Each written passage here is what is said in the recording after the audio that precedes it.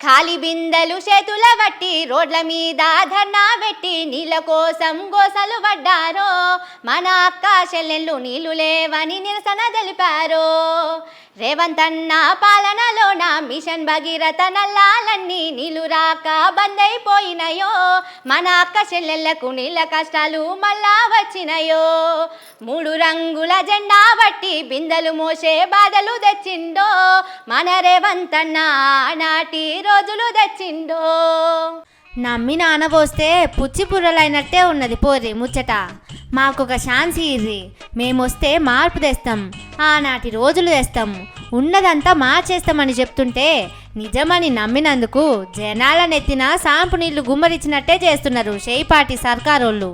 నీళ్ల కోసం నెత్తిల బిందెలు ఎత్తుకొని కిలోమీటర్లు నడిచి కష్టాల పడేటోళ్ళు ఒకప్పుడు తెలంగాణలో ఆడిబిడ్డలు. వాళ్ళ కష్టం ఎడవాపనికే తెలంగాణ వచ్చినాక కేసీఆర్ సారు మిషన్ భగీరథ పథకం పెట్టి ఇంటింటికి నల్ల నీళ్లు అందించిండు.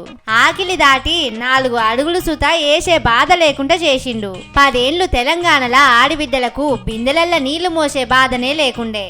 కానీ ఏడాదిలనే కాలమంతా మారిపోయింది.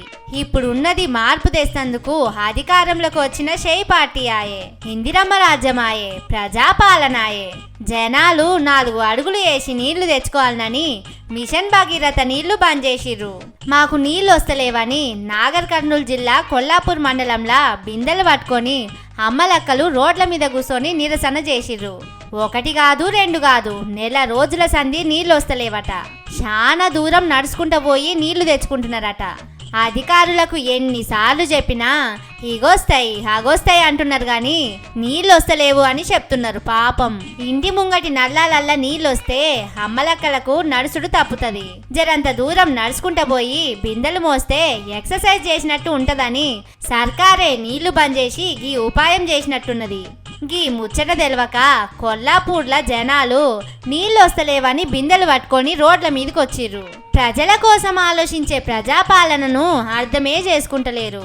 ఇట్లయితే ఎట్లనుల్లా?